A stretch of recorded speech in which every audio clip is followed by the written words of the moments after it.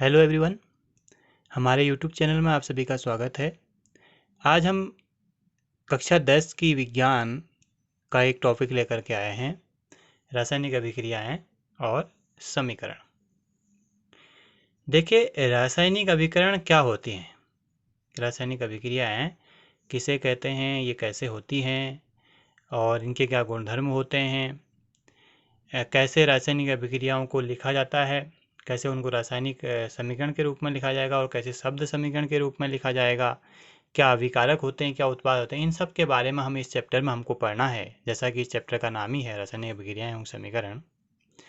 इससे पहले हमको कुछ कक्षा 9th में हमने कुछ पढ़ा था, जैसे बहुपरमाणु आयन क्या होते हैं, आयन क्या हैं, यौगिक क्या हैं, उसके अलावा यौगिकों को के सूत्र क्या होते हैं, कैसे यौगिकों के सूत्र लिखते हैं, और रदरफोर्ड के परमाणु मॉडल क्या था, बोरबरी का नियम क्या था। ये सब चीज़ों को भी फिर से याद करना होगा, फिर से अपने सोचना होगा, तभी हम इस चैप्टर में आगे बढ़ पाएंगे। अदरवाइज हमको केवल इस चैप्टर में दी गई चीज़ों के साथ आगे बढ़ेंगे तो हमारे लिए आगे समस्याओं का सामना करना पड़ेगा। तो मैं आप लोगों के सामने उन सब चीज़ों को एक साथ कोलैबोरेट करते हुए लेके चलूँगा, और आप लोग ये ना सोचें कि ये तो हमारे सिलेबस में नहीं है कि सर ये कुछ नया टॉपिक हमको पढ़ा रहे हैं। नया हम आपको कुछ नहीं पढ़ा रहे हैं। जो भी टॉपिक इस पे पढ़ाया जाएगा आपको, वो इस कक्षा 10 की रासायनिक विज्ञान का बेस तैयार करेगा। अगर उन चीज़ों को आप अच्छी तरह से समझते हैं तो अच्छी बात है, अगर नहीं समझते हैं तो आप यहाँ पर अच्छे से समझ लीजिएगा। उन चीज़ों को अगर हमारी समझ में अच्छे से आ जाता है तो ये हमारे लिए चैप्टर, जो रसायन विज्ञान के 4-5 चैप्टर हैं, ये काफ़ी इजी चैप्टर बन जाएंगे। और जो है ये हमारे बोर्ड एग्जाम के दृष्टि से भी काफ़ी महत्वपूर्ण चैप्टर हैं। इनसे बहुत सारे क्वेश्चंस पिछले बोर्ड एग्जाम में काफ़ी बार पूछे गए हैं और पूछे जाते हैं, पूछे जाते रहेंगे। तो बढ़ते हैं आज के टॉपिक के साथ, रासायनिक अभिक्रिया एवं समीकरण। पहले बात करते हैं कि रासायनिक अभिक्रिया क्या होती है। देखिए, जब कोई भी दो पदार्थ लेते हैं या हम दो या दो से अधिक पदार्थ लेते हैं, उनको मिक्स करते हैं, तो उनसे अगर कोई एक नया पदार्थ बन जाता है और उस नए पदार्थ के गुण अलग होते हैं, तो उस अभिक्रिया को हम रासायनिक अभिक्रिया कहते हैं। यानी रासायनिक अभिक्रिया में जब कोई दो पदार्थ जुड़ेंगे तो उनसे कोई एक नया पदार्थ बन जाता है। सिंपल सा ये चीज़ है, रासायनिक अभिक्रिया में सिंपली यही होता है, कोई नया पदार्थ बन जाता है, उसे रासायनिक अभिक्रिया कह देते हैं। और एक चीज़ इसमें ध्यान देने की क्या है कि रासायनिक अभिक्रिया में द्रव्यमान कभी नहीं बदलता। द्रव्यमान का परिवर्तन जो है वो ना के बराबर होता है। अब वो कैसे समझे द्रव्यमान परिवर्तन, हमने द्रव्यमान संरक्षण का नियम भी पिछले 9th में पढ़ा था। अब उसको एक एग्जाम्पल के सामने हम अगर यहाँ पर देखें, हमने जो यहाँ पर लिया है कि मैग्नीशियम रिबन को वायु के साथ अगर जलाते हैं, का दहन करते हैं, वायु की उपस्थिति में अगर दहन करते हैं, ऐसे करके एग्जाम में आता है, क्या होता है जब मैग्नीशियम रिबन को वायु की उपस्थिति में जलाया जाता है, तो मैग्नीशियम ऑक्साइड बनता है। मैग्नीशियम रिबन का मतलब है कि मैग्नीशियम एक धातु है, हमने मैग्नीशियम धातु ली, उसको वायु से मतलब हमारा है कि ऑक्सीजन की उपस्थिति में, क्योंकि कोई भी चीज़ जलती कब है, जब उसके साथ ऑक्सीजन गैस मिलती है। तो वायु के साथ उसको मिलाया तो मैग्नीशियम ऑक्साइड में वो कन्वर्ट हो गई, मैग्नीशियम ऑक्साइड बना। बात क्या आ रही थी कि रासायनिक अभिक्रिया में द्रव्यमान परिवर्तन ना के बराबर होता है। अब इसको कैसे समझते हैं, देखिए हमने जो पहले 9th में पढ़ा था, मैग्नीशियम का जो संकेत है मैग्नीशियम Mg, और वायु ऑक्सीजन गैस का जो सूत्र है वो O2 है। बना क्या, MgO। अब यहाँ पर मैंने 2Mg + 2O2 और 2MgO लिखा है। यहाँ पर 2 आगे कैसे लिखा, क्यों लिखा, अभी आगे के लेक्चर्स में मैं इसको डिटेल से सब आपको बताऊँगा। इसमें क्या समझना है कि जो ये एरो है, ये जो एरो है, इस एरो के लेफ्ट हैंड साइड में बाईं तरफ को हमेशा अभिकारकों को लिखा जाता है, और इस एरो के राइट हैंड साइड में उत्पादों को लिखा जाता है, यानी जो नया प्रोडक्ट बनता है उसको लिखा जाता है। बात वो क्या आई कि द्रव्यमान परिवर्तन नहीं हो रहा है। हम देखते हैं मैग्नीशियम का जो एक एटम है, उस एक मैग्नीशियम के जो एटम का द्रव्यमान होता है वह 24 एटॉमिक मास यूनिट होता है। कितना होता है, 24, एक मैग्नीशियम एटम का द्रव्यमान। ऐसे ही ऑक्सीजन का जो परमाणु होता है, एक ऑक्सीजन का जो परमाणु होता है उसका द्रव्यमान होता है 16। ये हमको पहले से मालूम है। अब इस अभिक्रिया में क्या है, देखो मैग्नीशियम के 2 परमाणु जुड़ रहे हैं, तो 2 मैग्नीशियम के परमाणु जुड़ रहे हैं, तो इसका मतलब 2 × 24, क्योंकि एक मैग्नीशियम का द्रव्यमान 24 है, तो ये 48 हो गया, 48 एटॉमिक मास यूनिट आ गया। ऑक्सीजन कितने जोड़ रहे हैं, 2, इसलिए 2 × 16 तो 32 एटॉमिक मास यूनिट हो गई। इन दोनों को अगर ऐड किया जाएगा 48 और 32, यानी कुल कितना जुड़ा, 48 + 32 एटॉमिक मास यूनिट जुड़े, यानी 80 एटॉमिक मास यूनिट जुड़ी। अब क्या जो उत्पाद बन रहा है उसमें भी इतना ही एटॉमिक मास यूनिट है, उसको भी सॉल्व कर लेते हैं। 2 MgO, 2 ब्रैकेट में ले लिया 24 मैग्नीशियम का एटम का जो एटॉमिक मास यूनिट था, प्लस यहाँ प्लस करेंगे हम ऑक्सीजन का जो एटॉमिक मास यूनिट था वो 16 था। इन दोनों को अगर हम ऐड करते हैं तो ये 40 आता है, और ब्रैकेट के बाहर है 2, ठीक है, क्योंकि 2 MgO था। अब 2 × 40 तो कितना आया, 80 एटॉमिक मास यूनिट आ गया।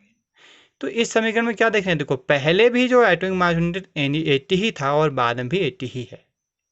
तो इसका मतलब क्या हुआ कि रासायनिक अभिक्रिया में जो द्रव्यमान परिवर्तन है वो न के बराबर होता है, द्रव्यमान जो है इसमें चेंज नहीं होता है। इसकी नेक्स्ट प्रॉपर्टी देखते हैं आगे क्या है। जो हमको इस चैप्टर में पढ़ने के लिए मैंने कुछ आपको टॉपिक्स यहाँ पर दे रखे हैं। इस चैप्टर को अच्छे से समझने के लिए हमको क्या करना पड़ेगा, पहला आयन क्या होते हैं, संयोजकता क्या होती है, यौगिक क्या हैं, बहुपरमाणु आयन क्या हैं, परमाणु मॉडल क्या हैं। इन टॉपिक्स को हमको काफ़ी डिटेल से और अच्छे से समझना होगा, तभी हम इस चैप्टर में अच्छे से आगे को बढ़ पाएंगे। फिर इन टॉपिकों को साथ ले करके हमको इस टॉपिक में आगे बढ़ने के लिए काफ़ी सुविधा जाएगी। तो हम बात पहले परमाणु मॉडल है, तो एक परमाणु की बात करते हैं। चलिए तो रिकॉल कर लेते हैं परमाणु क्या होता है। परमाणु के बारे में हमने पढ़ा था कि परमाणु पदार्थ का वह छोटे से छोटा कण है जो अविभाज्य है, यानी जिसको और विभाजित नहीं करता और नहीं तोड़ सका, जिसे हम नग्न आंखों से नहीं देख सकते, अपनी आंखों से हम उसे नहीं देख सकते हैं। यह इलेक्ट्रॉन, प्रोटॉन और न्यूट्रॉन से मिलकर बना होता है। किन किन चीज से मिलकर बना होता है, इलेक्ट्रॉन, प्रोटॉन और न्यूट्रॉन्स। इन 4 चीजों के हमने पढ़ा था। अब देखिए यहाँ पर हमारे लिए जो समझने की बात इंपॉर्टेंट है कि इलेक्ट्रॉन को जो डिनोट किया जाता है, प्रदर्शित किया जाता है, वो ई से, स्मॉल ई से क्या आता है, उसके ऊपर एक माइनस का साइन होता है, यानी क्योंकि उस पर एक आवेश होता है, ऋणावेश होता है। प्रोटॉन को स्मॉल पी, न्यूट्रॉन को स्मॉल एन से।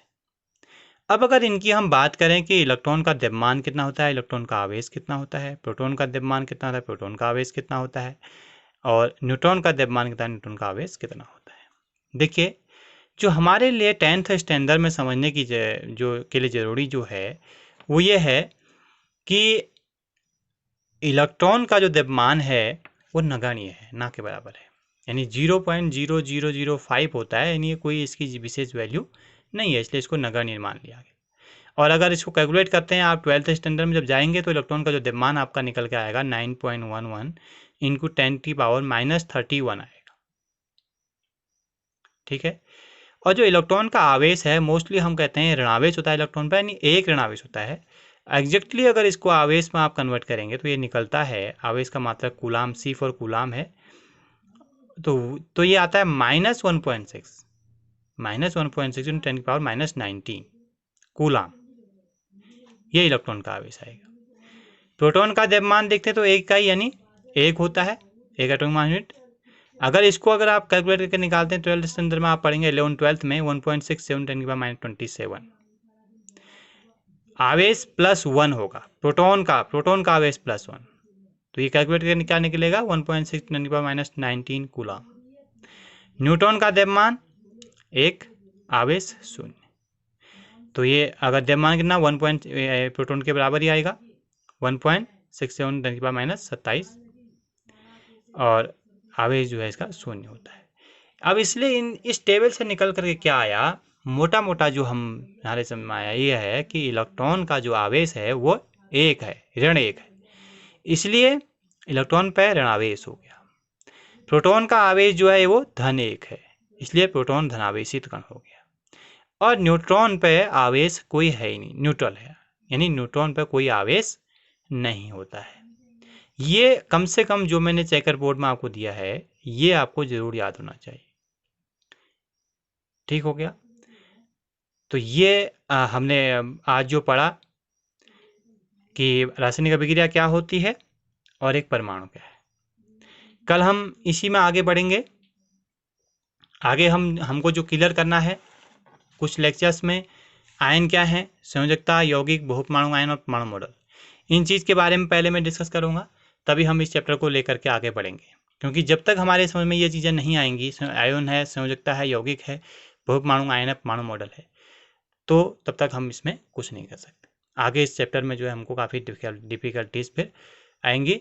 अदरवाइज हमको फिर अगर ये चीज़ हम अच्छे से समझते हैं तो हमको इस चैप्टर में कहीं पर भी डिफ़िकल्टीज नहीं आएंगी। Thank you.